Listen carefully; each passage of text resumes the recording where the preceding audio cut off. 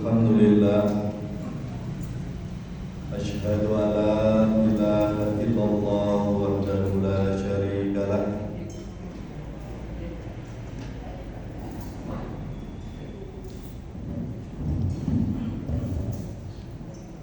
wa asyhadu anna habibana Muhammadan abduhu wa rasuluh. Allahumma salli wa sallim wa barik ala Muhammadin wa alihi wa ashabihi ajma'in.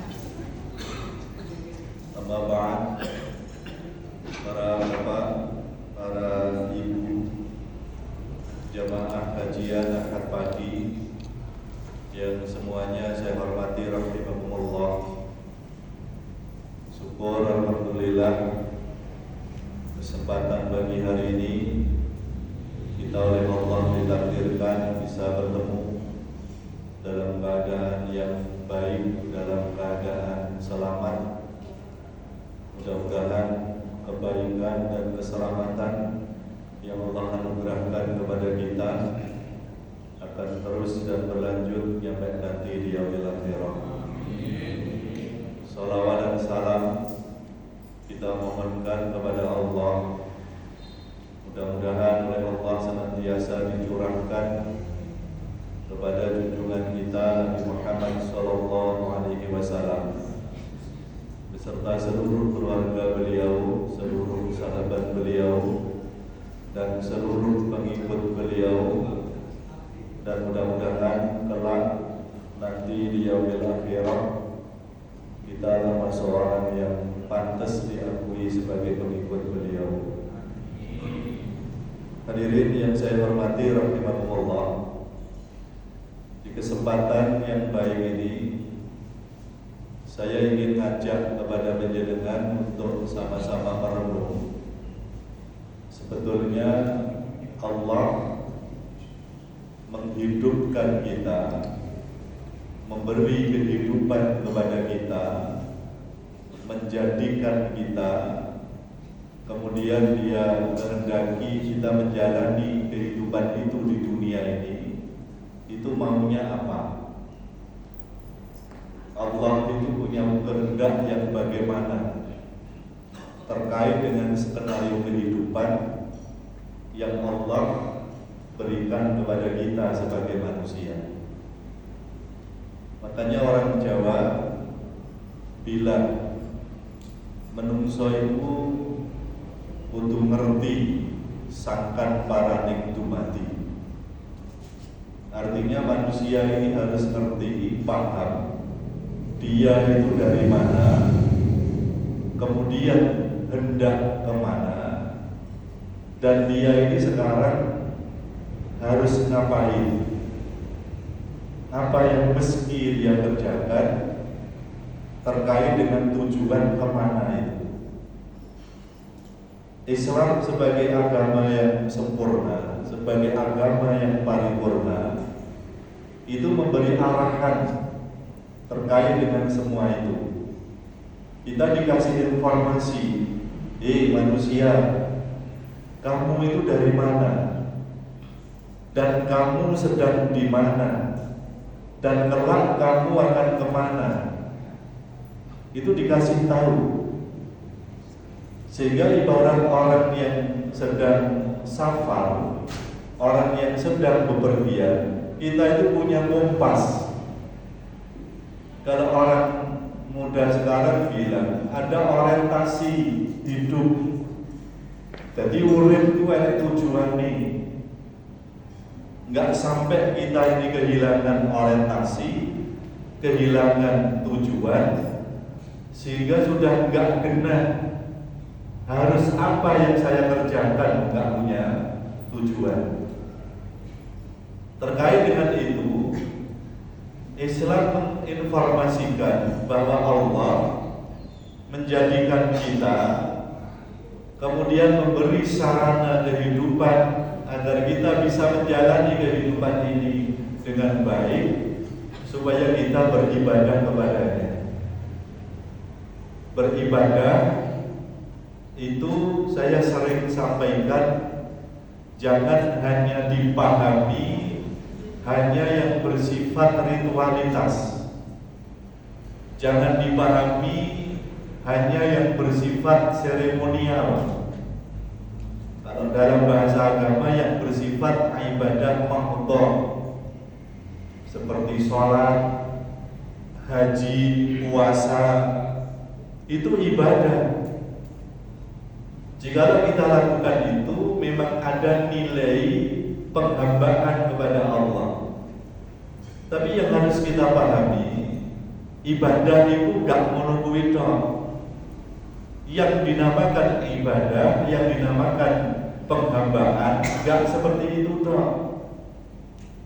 Jikalau ibadah hanya dipahami sholat, puasa, haji, tilawatil Quran, zikir, maka Al-Quran itu hanya tidak lebih dari 30% yang berbicara tentang itu.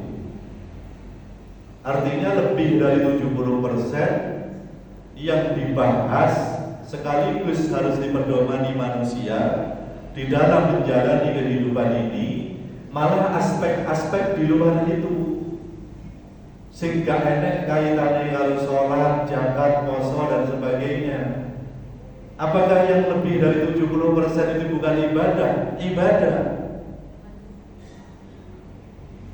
Nah, maka saya sering sampaikan kepada panjenengan, banyak orang itu berpikir andai dia punya uang yang banyak, dia ingin mendapatkan predikat sebagai hamba yang baik di hadapan Allah, maka yang terpikir oleh dia membangun masjid, yang terpikir oleh dia umroh, yang terpikir oleh dia membangun mushola. Padahal yang namanya amal jariyah, wakaf, itu kalau kita jujur terhadap dalil, yang paling banyak pahalanya justru jalan dan sumur. Jalan dan apa? Sumur. Kok panjenengan punya uang untuk bangun masjid, bagus, bagus Pak. Man bana masjidan fil ard, banallahu lahu baitan fil jannah. Barang siapa yang membangun masjid di bumi, maka Allah akan membangun untuknya rumah di surga. Bagus.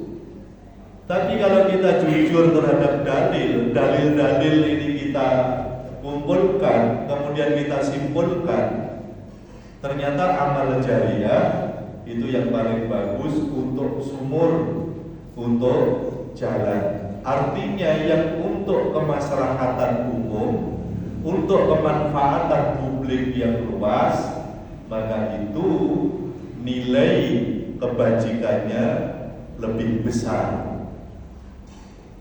Lah panjenengan bangun masjid enek manfaate, nggo sapa umat Islam tok, enek tok Pak. Tapi kalau panjenengan wakaf untuk jalan, orang Hindu, orang Nasrani, orang Buddha, orang Konghucu, para kapitayan, pengikut kapitayan ikut lewat. Lah pertanyaannya, memberikan kemanfaatan terhadap orang lain yang non muslim itu boleh apa enggak? Berpahala apa enggak? Berpahala. Nah, orang ketika punya uang, dia umroh, bagus. Al-umrah ilal umrah kafaratun lima bainahuma. Umrah yang satu ke umrah yang lain itu menghapuskan dosa di antara keduanya. Ada dalilnya, Pak. Tapi orang seringkali kayak menjadi tren, sebab memang mendongkrak prestis. Ketika dia itu update status sedang di samping Ka'bah, sedang di Nabawi dan sebagainya. Tapi kok kita nggak pernah melihat Banyak saudara-saudara kita, banyak teman-teman kita, banyak tetangga kita, orang-orang di sekitar kita yang mereka itu rumahnya nggak layak huni, yang mereka itu ingin sekolah tapi nggak punya biaya, yang dia nggak berani tinggal di rumah karena dikejar-kejar oleh rentenir. Dia sakit, tergolek lemas di atas dipan, tapi dia tidak mau berobat bukan karena nggak ingin sembuh, tapi nggak ada uang untuk biaya. Nah, kelompok yang seperti ini itu kadang-kadang kurang mendapatkan perhatian. Orang ingin menjadi hamba Allah yang baik, tapi yang dia pikirkan umrohnya, yang dia pikirkan bagaimana mengunjungi Baitullah. Saya tidak mengatakan itu tidak baik, tapi ada yang jauh lebih baik.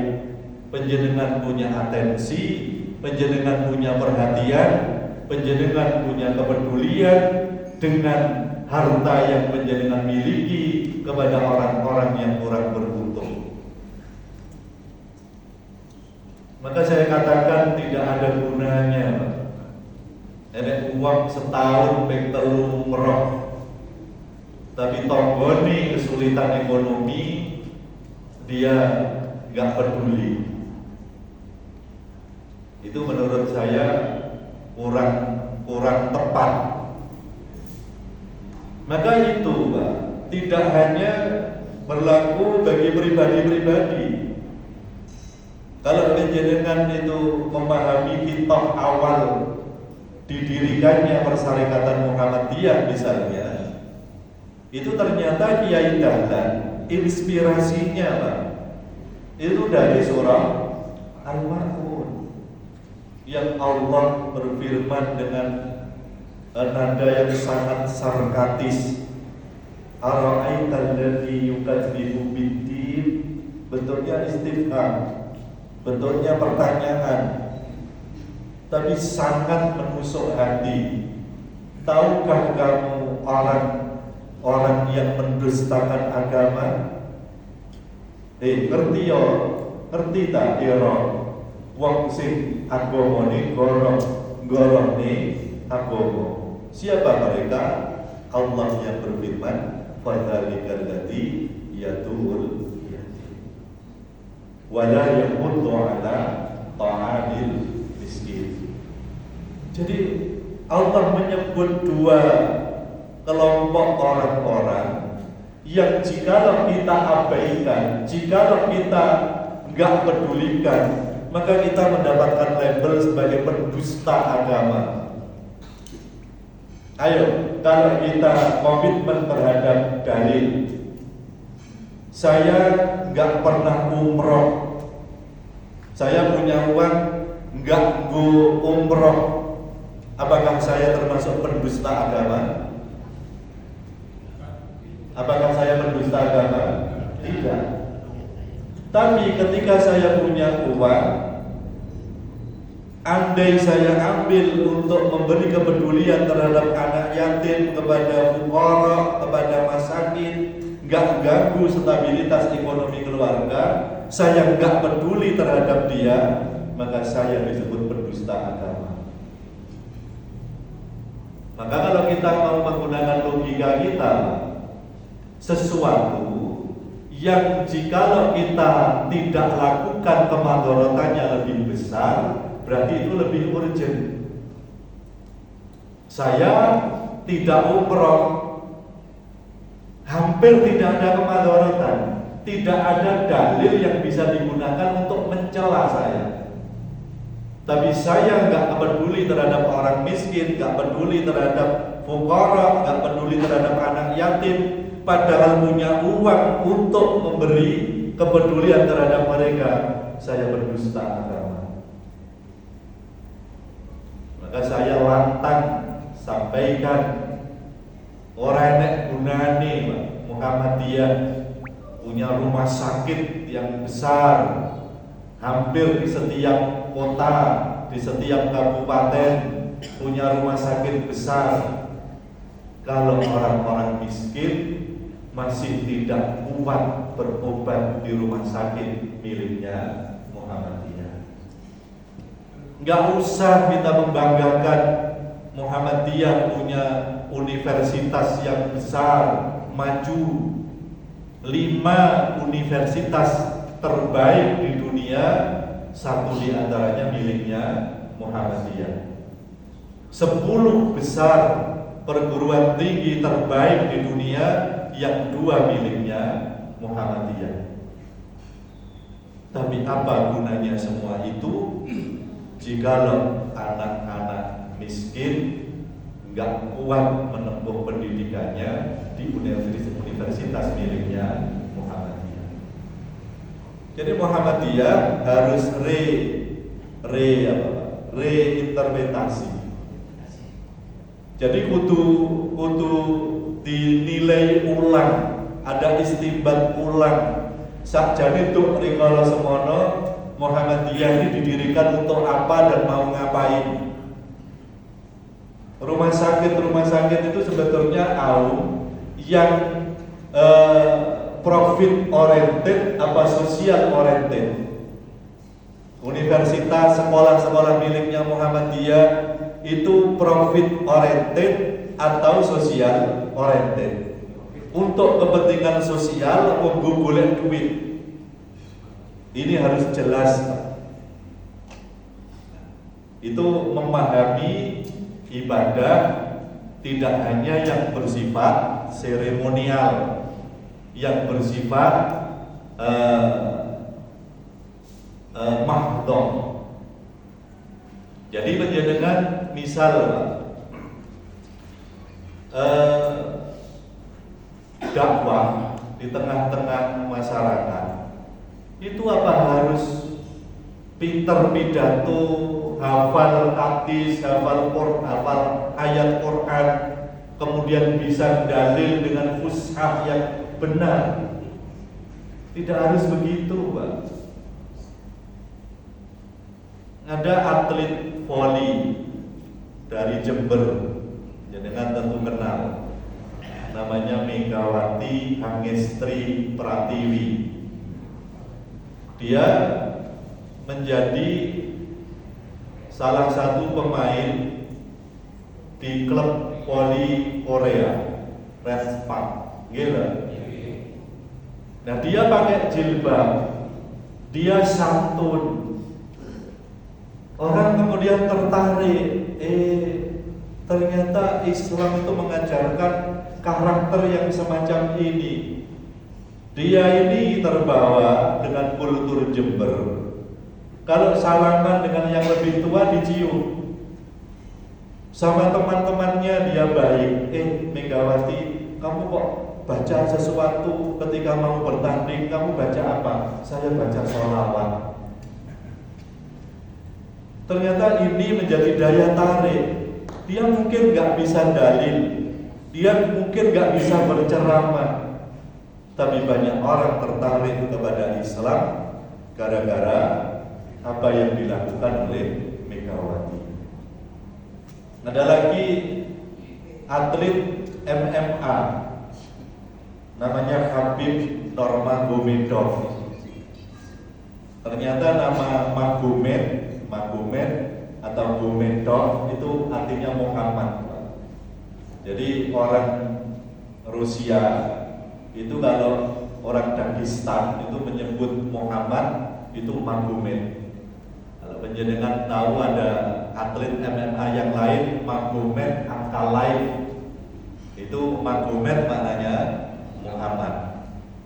Nah, Khabib Nurmagomedov 29 kali gak pernah kalah, Pak.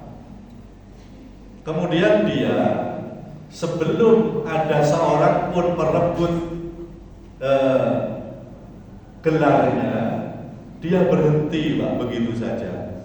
Dia ditawari main dengan kontrak yang luar biasa, tapi dia nggak mau, Pak. Kenapa? Sama ibu nggak boleh. Jadi yang menghentikan Habib siapa, Pak? Ibunya. Ibu sudah melarang saya.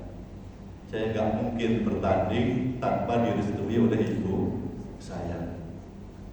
Jadi berapapun uang yang dijanjikan, dia nggak tertarik karena dia ingin berbakti kepada ibunya. Suatu saat dia diwawancarai, Pak, oleh wartawan wanita. Dia sama sekali tidak melihat wartawan yang memberi wawancara ini, karena menurut agama memang tidak boleh. Jadi dia tidak melihat sama sekali. Ketika wartawan ini ditanya, apakah kau tidak tersinggung? Kamu berbicara dengan orang tapi sama sekali tidak dilihat. Dia seakan tidak punya perhatian terhadap kamu. Tidak. Saya tahu karakter Habib. Dia justru menghargai saya, enggak seperti yang lain pelontar-pelontar seakan-akan tidak menghargai saya. Hadirin yang saya hormati rahimakumullah, maka sekali lagi panjenengan jangan memahami ibadah hanya yang bersifat ritualitas, yang bersifat seremonial, ibadah mahdhah, jangan. Tapi hal-hal yang di luar itu harus pula panjenengan perhatikan, sebab itu porsinya justru lebih besar. Nah, ketika saya mengatakan bahwa tugas kita di dunia dijadikan oleh Allah, kemudian kita diperintahkan untuk menjalani kehidupan ini untuk menghambakan diri kepadanya, itu memang Allah sampaikan, wa ma umiru, dan mereka itu tidaklah diperintahkan illa, kecuali. Karena kalau diawali dengan tidak, kemudian ada illa, istifna lil itsbat, itu artinya adalah fungsi satu-satunya. Itu kalau ditranslate dalam bahasa Mojokerto, lan ora den perintahake kejaba mung kon ibadah, kecuali akan beribadah kepada Allah, liya'budullaha mukhlishina lahud-dina hunafa. Nah, karena itu fungsi satu-satunya para bapak dan ibu, maka apapun yang kita lakukan tidaklah boleh bergeser dari tujuan itu. Awake dhewe iku didadekne Gusti Allah kon ngabekti. Kata liya'budullah itu biasanya dalam Al-Qur'an terjemah, translate-nya agar menyembah kepada Allah. Saya dalam berbagai kesempatan selalu menyampaikan saya tidak setuju dengan translate ini. Kata liya'budullah ini maknanya bukan menyembah Allah, tapi menghambakan diri, mengabdikan diri kepada Allah. Pengabdian atau penghambaan itu memang salah satu bentuknya adalah penyembahan, bentuknya rukuk dan sujud. Tapi itu bukan bentuk pengabdian satu-satunya. Panjenengan diperintahkan oleh Allah untuk talabul ilmi, untuk ngangsu kaweruh, memfamiliarkan diri dengan majelis-majelis taklim semacam ini. Karena itu perintah Allah, panjenengan datang ke sini. Ini bentuk penghambaan apa bukan? Iya. Panjenengan diperintahkan oleh Allah untuk apa? Untuk berbuat baik, berbuat ihsan kepada kedua orang tua. Panjenengan lakukan itu. Ini bentuk penghambaan apa enggak? Seorang istri taat sama suami, ini bentuk penghambaan apa bukan? Iya. Harus diniatkan untuk itu dan jangan pernah bergeser dari itu. Sebab itu tujuan satu-satunya. Makanya sering saya sampaikan, ada seorang istri yang taat pada suaminya, tapi yang terbersit di dalam benak itu karena suaminya ini baik, suaminya ini romantis, suaminya ini dermawan. Jadi uang belanja itu nggak pernah hitung-hitungan. Iya Bu, sangat seminggu 5 juta cukup orang. Jadi nggak pernah telat.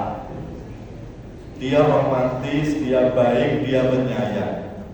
Maka istrinya taat kepada dia. Bu, saya taat pada suami. Iya. Kenapa dengan taat kepada suami? Karena suami saya ini baik, dia romantis, dia dermawan. Maka ini tidak bernilai ibadah dan tidak mendapatkan nilai kebajikan di sisi Allah, guys. Nah, kenapa? Sebab gak ada kaitannya dengan Allah. Tapi ketika seorang istri taat kepada suami, dia ditanya, apakah ibu taat pada suami? Iya. Kenapa ibu taat pada suami menjenengan? Karena taat pada suami adalah perintah Allah. Loh, suami ibu kan jahat, suami ibu kan bakhil. Masa penjenengan 1 minggu cuma dikasih 50.000? Itu pun suami ibu jahat. Kalau orang Jawa bilang sering moronan tangan, dikit-dikit jet, dikit-dikit hot, dikit-dikit strike. Jadi ibu seperti sansak saja bagi dia. Kok ibu tetap taat? Kalau dia begitu, itu urusan dia dengan Allah. Yang saya tahu, Allah memerintahkan saya untuk taat dan baik kepada suami. Sekalipun dia jahat, sekalipun dia bakhil, sekalipun dia galak, gak ada romantisnya sama sekali, saya tetap taat kepada dia. Ini baru perempuan luar biasa. Cuman yang jadi masalah, ibu-ibu, penjenengan ingin jadi wanita yang luar biasa apa wanita yang biasa-biasa saja? Munio ya? Luar biasa.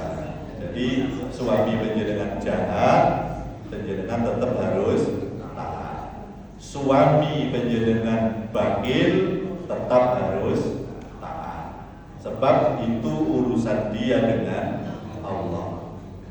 Sebab kalau suami dermawan, baik, romantis, perhatian, kemudian sang istri ini baik pada suami, itu rasa ngaji sama kami. Gimana? Sebab naluri orang yang disikapi baik akan membalas dengan kebaikan. Tapi ketika suami kurang ajar, dia tetap taat. Oh, ini kalau enggak wanita-wanita yang biasa hadir di kajian akad pagi masih sulit melakukan. Gimana Pak? Nah, jadi kembali kepada yang kita bahas. Yang pertama, kita diperintahkan untuk menghambakan diri kepada Allah, baik dalam bentuk yang mahdhah, yang bersifat seremonial, ritualitas, atau yang ghairu mahdhah, yang penting menurut takaran agama ada nilai penghambaan, ada nilai pengabdian kepada Allah. Kemudian yang kedua, tujuan Allah menghidupkan kita itu berdasarkan dalil, itu sebagai khalifah Pak di bumi.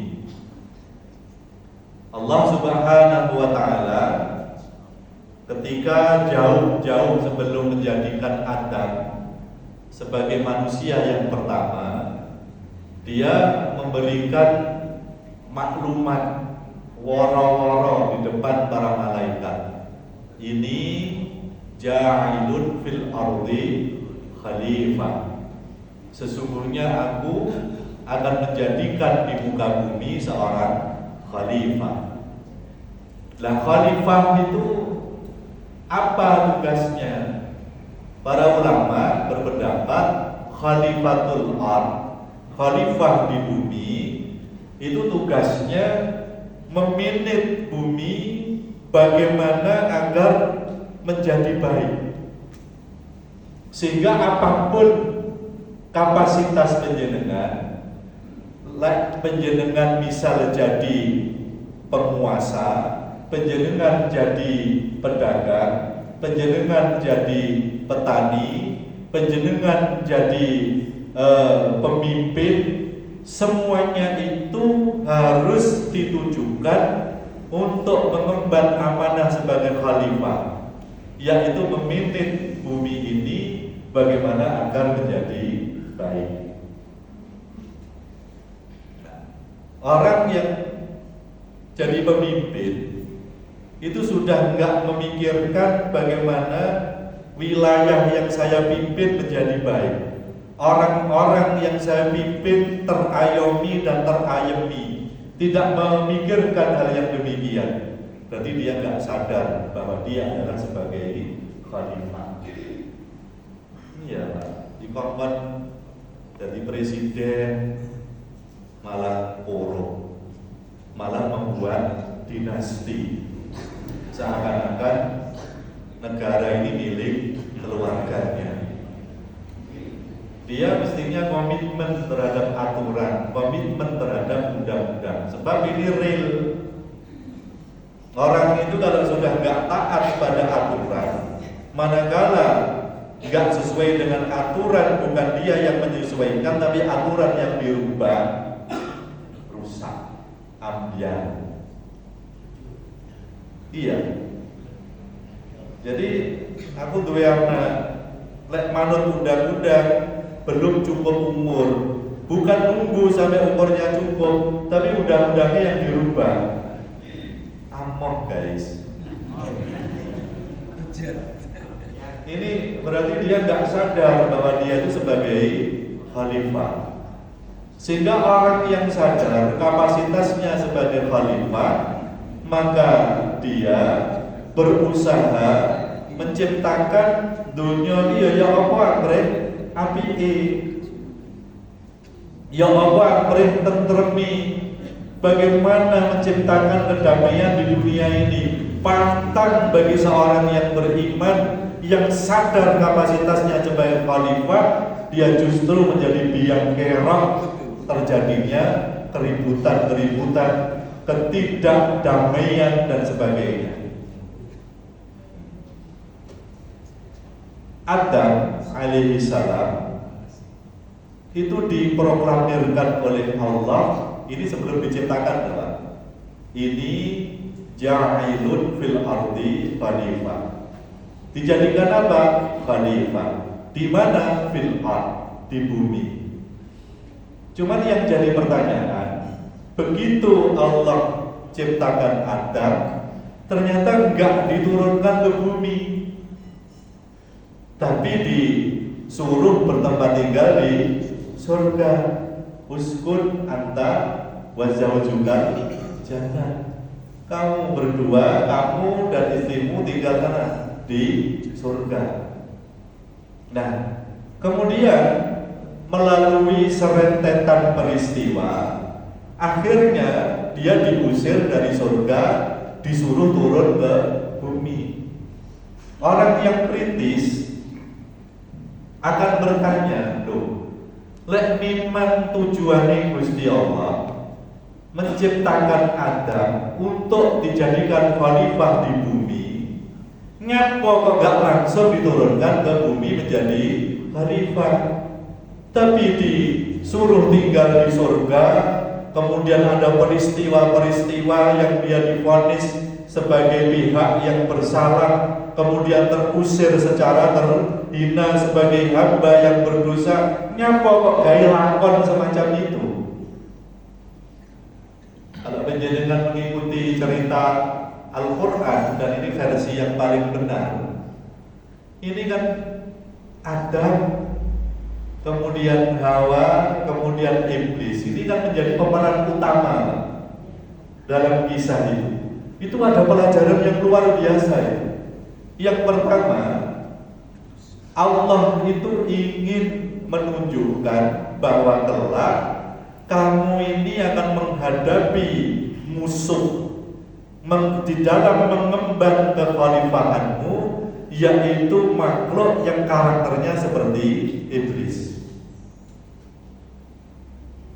Jadi orang-orang seperti iblis dan sekutu-sekutunya, baik yang dalam bentuk jin dan manusia, itu akan selalu menghadapi, harus kita hadapi, menghalangi kita, berusaha menggagalkan kita di dalam mengemban tugas kekhalifahan.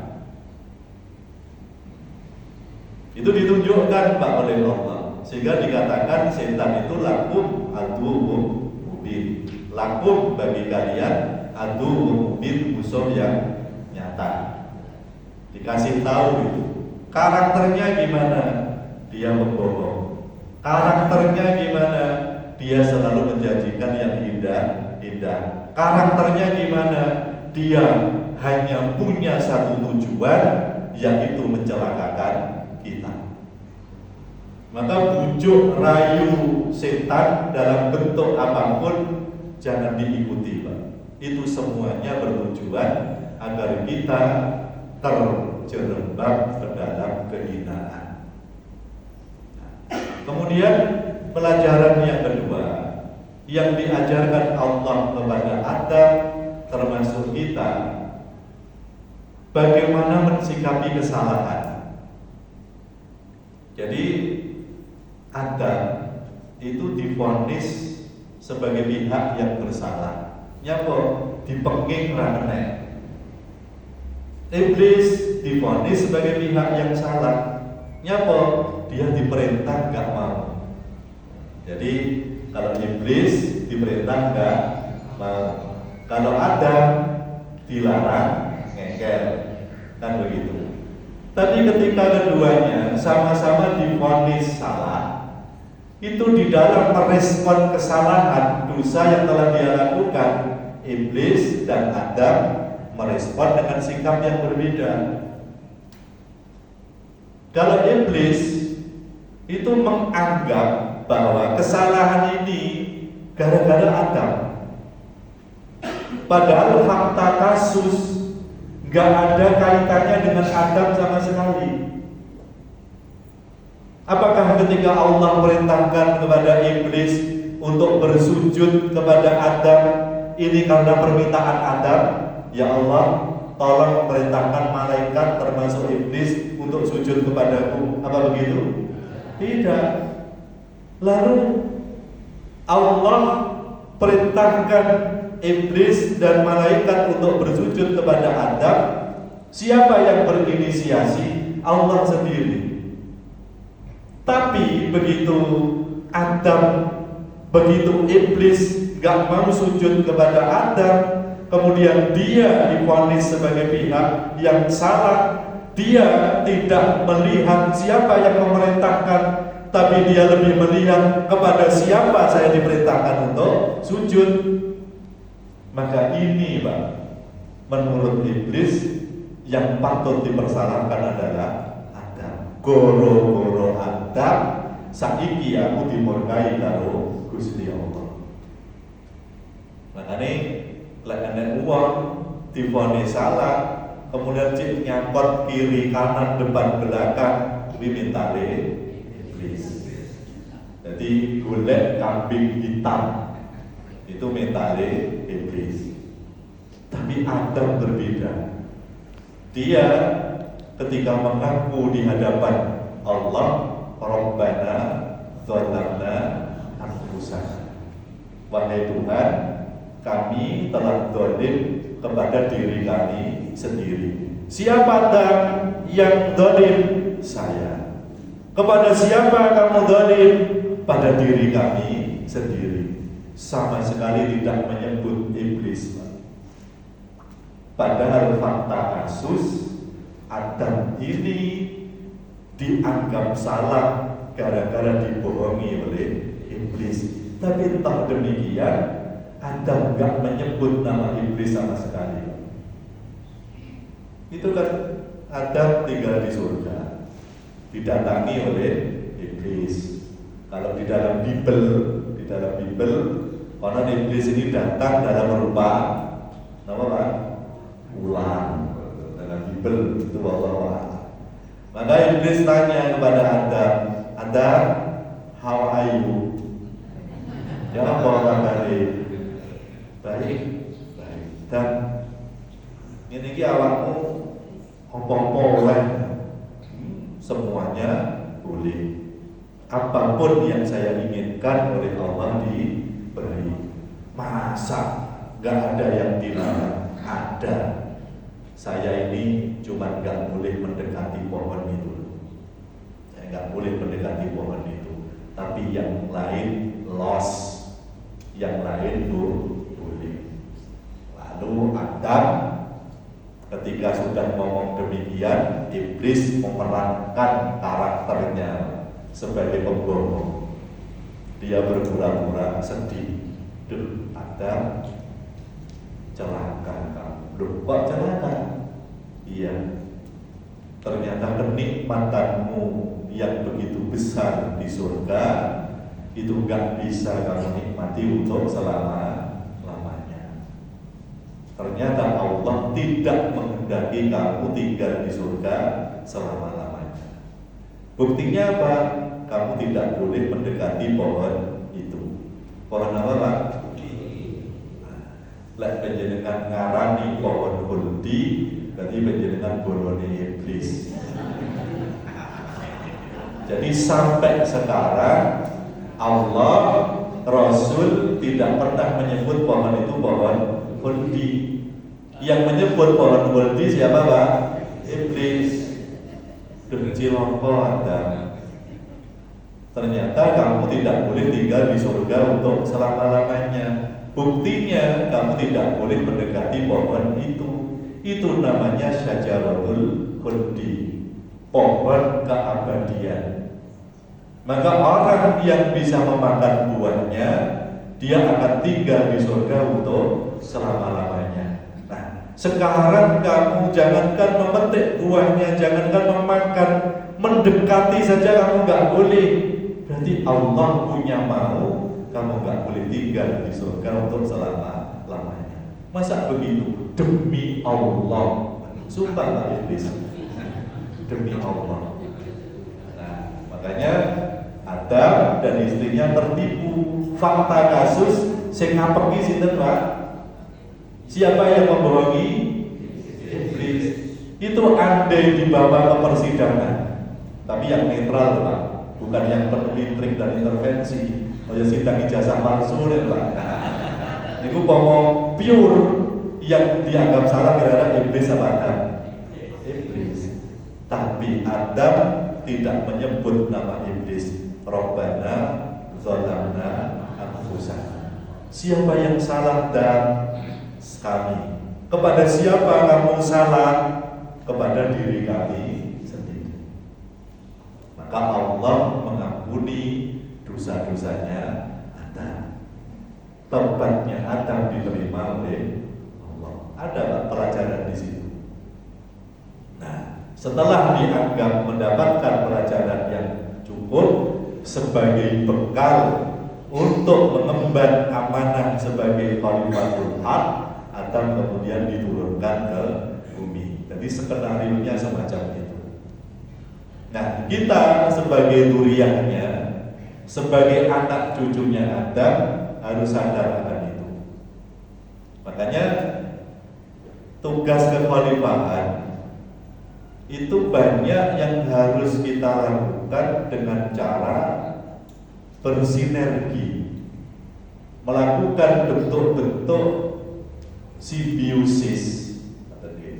Jadi hubungan yang mutualisme, yang saling menguntungkan, sehingga harus terorganisir, harus punya visi dan misi yang sama. Sebab banyak hal-hal yang menjadi tugas kekhalifahan yang itu tidak bisa dicapai dan dikerjakan dengan sendiri-sendiri. Makanya kalau misalnya jenengan itu bergabung dengan ormas-ormas, tentu saya tidak boleh membatasi harus Muhammadiyah, harus NU, harus Al-Irsyad, harus Persis dan sebagainya, nggak bijak. Tapi ketika menjenengan bergabung dengan persyarikatan dengan ormas, itu tugas kekhalifahan akan lebih efektif menjenengan tunaikan.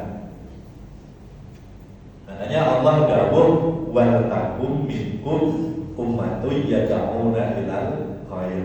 Hendaklah ada di antara kalian segolongan. Jadi unine ayat itu segolongan, Pak. Banyak, Pak, hal-hal yang gak mungkin bisa jenengan kerjakan sendiri. Kudu kerjasama. Sebab itu memang amal jama'i, tidak boleh dikerjakan secara munfaridah, gak boleh. Nah, makanya jenengan bergabung dengan persyarikatan, bergabung dengan ormas, gak apa-apa. Pak, saya ingin bergabung dengan teman-teman yang bukan Muhammadiyah, bukan NU, tapi untuk tujuan ini memberi kemasyarakatan kepada orang-orang di tempat-tempat yang terpencil, gak apa-apa, Pak. Misalnya Hidayatullah, gak apa-apa. Aku sing rademen niku goro-goro fanatis golongan, fanatis organisasi, kemudian saling benci, terkooptasi oleh organisasinya masing-masing, lupa bahwa Islam juga punya tujuan. Muhammadiyah, NU, Al-Irsyad dan sebagainya hanya alat perjuangan, bukan tujuan perjuangan. Maka dakwah itu yang benar memanggil kepada Islam apa memanggil kepada organisasi? Islam. Enek sing gak Muhammadiyah, enek sing gak NU, enek sing jarine gak terorganisir. Tapi ngelok-ngelok nih organisasi-organisasi ini, itu menurut saya juga gak bijak. Jenenge OTB, organisasi tanpa bentuk. Jangan. Jadi terorganisir, ya nek ketuane, ya nek sekretarise, nek bendaharane, nek sing bagian ngiteruni surat. Tapi mereka tidak mau disebut sebagai organisasi. Kemudian berkomentar sumbang terhadap organisasi-organisasi yang ada. Ini menurut saya juga kurang bijak. Sehingga kadang-kadang hari ini kita ini kehabisan energi bukan karena kita ini sudah berjuang dengan menghadapi musuh-musuh, tapi energi kita tuh habis justru untuk menghadapi teman-teman sendiri. Masalah-masalah yang kecil dibesar-besarkan, memprovok pengikutnya masing-masing untuk saling benci. Jadi peristiwa misalnya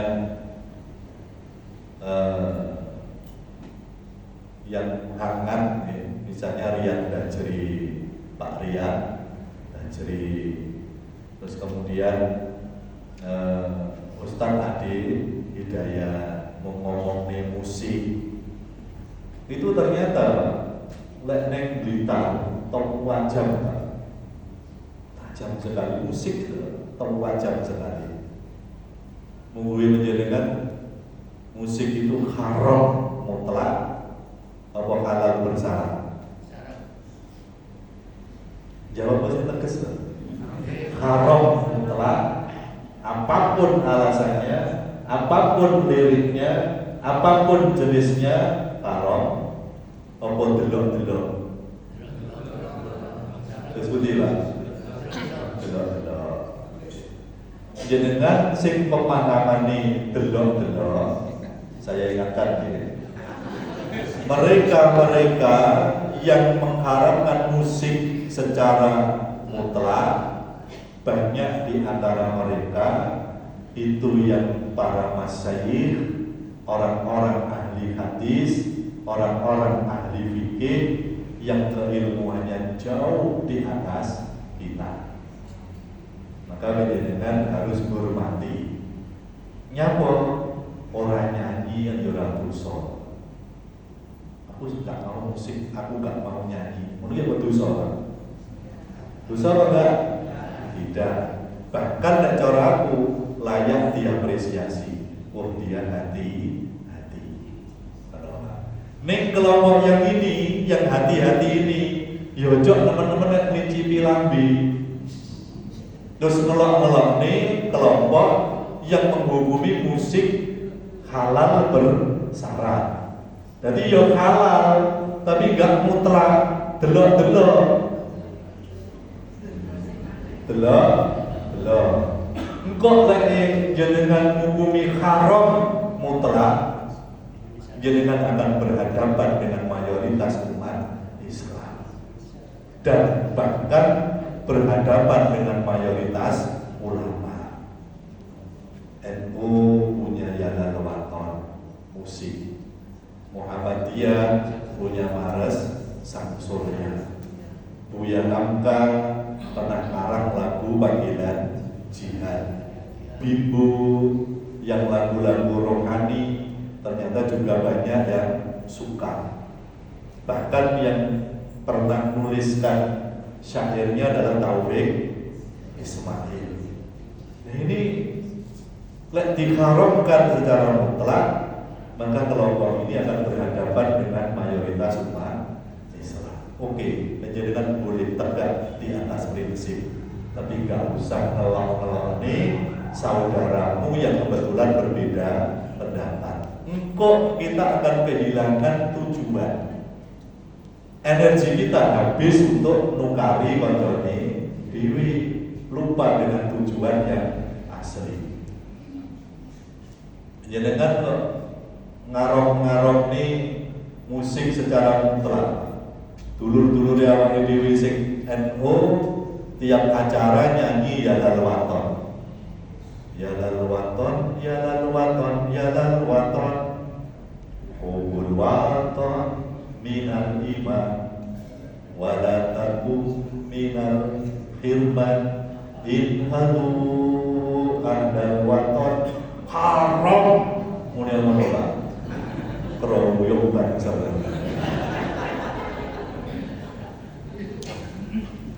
Sang surya telah bersinar, sahadat dua melingkar, warna yang hijau berseri membuatku rela hati. Haram mulia menolak tawang di lokap gitu betul. Bahkan kula niku mengenal biografinya Buya Hamka. Buya Hamka tidak hanya ketua pimpinan pusat Muhammadiyah. Buya Hamka tidak hanya ketua MUI.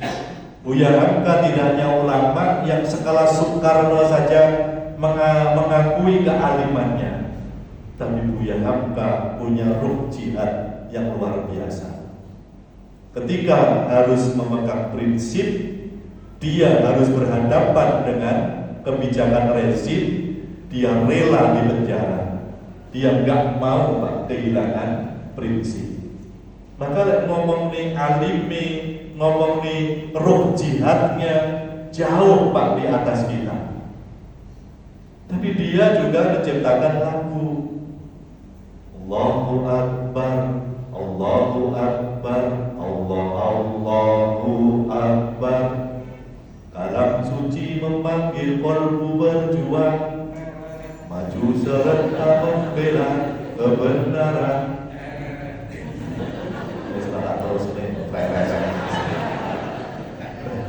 Lek panjenengan hukumi haram, berarti panjenengan telah menghukumi orang sekelas Buya Hamka melakukan keharaman.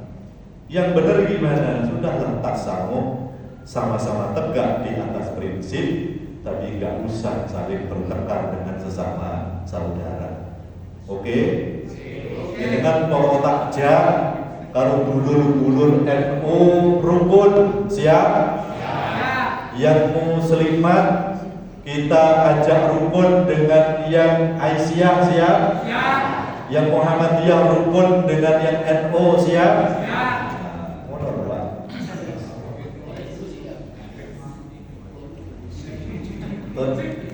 Assalamualaikum warahmatullahi wabarakatuh. Ada tanya jawab ya? Oke, monggo.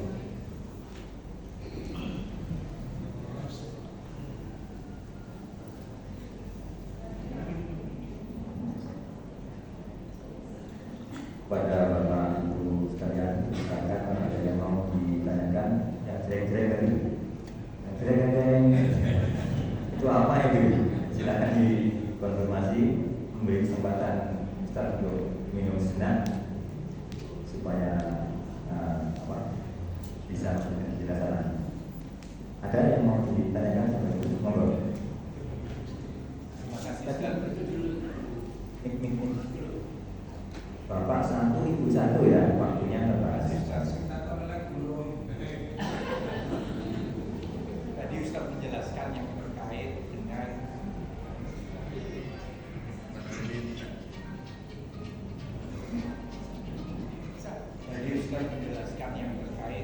dengan seorang Ustaz tidak harus paham Al-Quran, tidak harus paham hadis. Cuman yang saya tanyakan, apabila ada seseorang yang menanyakan terkait dengan ayat-ayat Al-Quran, bagaimana kira-kira jawabannya? Demikian Ustaz, terima kasih. Assalamualaikum warahmatullahi wabarakatuh.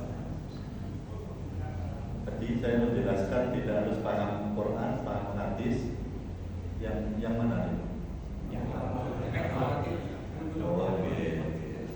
Jadi ada orang yang enggak paham Al-Quran, paham hadis, tapi dia tingkah lakunya itu sudah mampu menarik orang lain untuk memeluk agama Islam.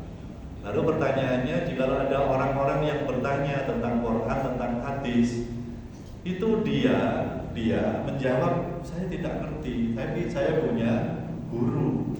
Ojo macak pinter loh Pak. Ojo macak pinter.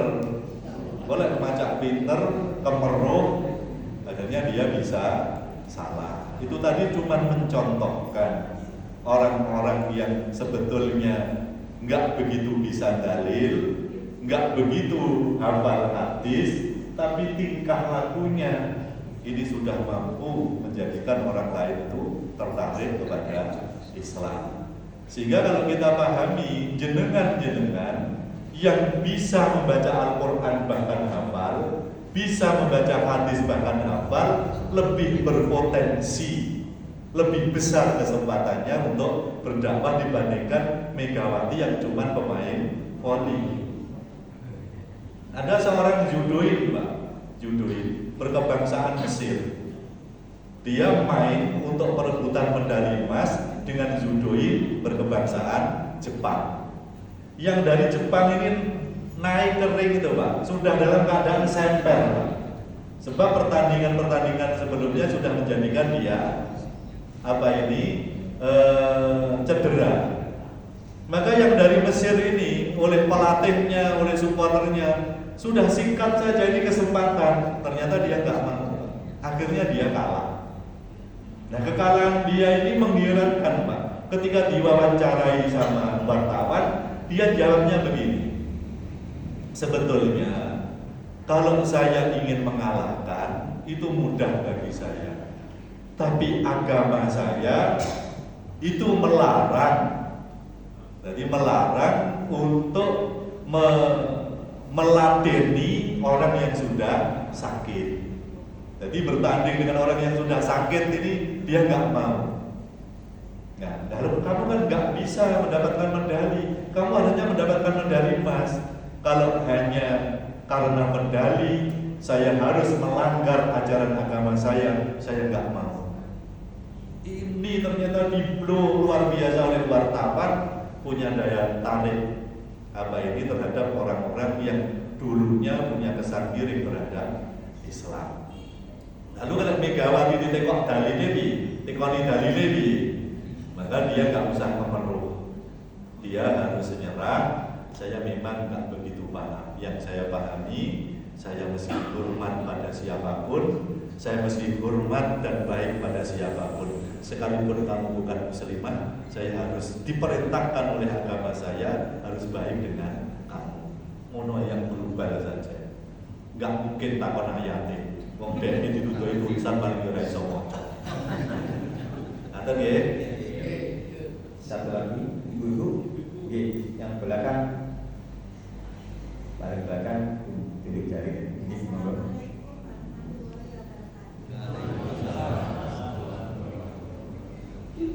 Nama, nomor rekening, keluarnya apa? Keluarnya.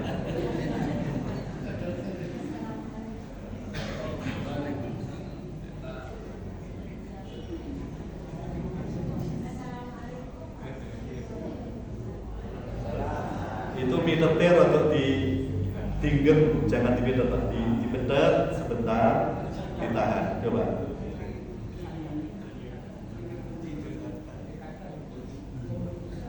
Nggak bisa. Oke. Gitu.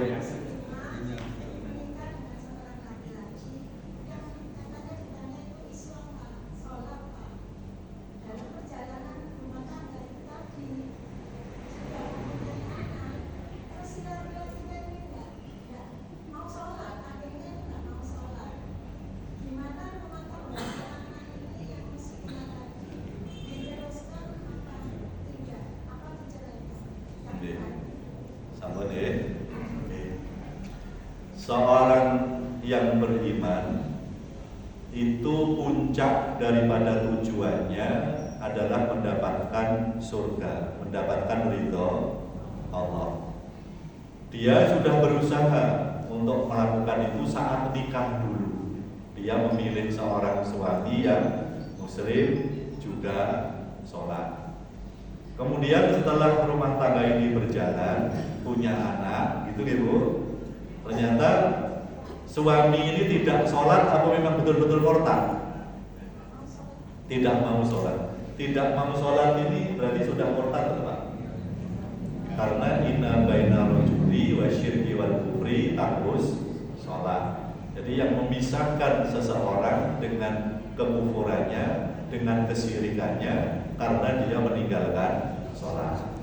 Nah, istri ini harus memastikan ketika dia tetap berumah tangga dengan suami ini, kira-kira akidahnya terganggu apa enggak? Dia bisa enggak menyelamatkan akidahnya? Bisa enggak dia sampai akhir hayat memegang Islam sebagai agamanya? Kalau suaminya ganggu, berpotensi menjadikan dia murtad, maka wajib untuk cerai. Tapi kalau masih bersama, nggak ganggu, ada kan yang nggak ganggu, tapi dia nggak mau sholat, dia tetap dinasihati. Jangan pernah bosan, tetap dinasihati, tetap diomongi. Oke. Sepanjang dia nggak ganggu, dia berumah tangga terus nggak apa-apa.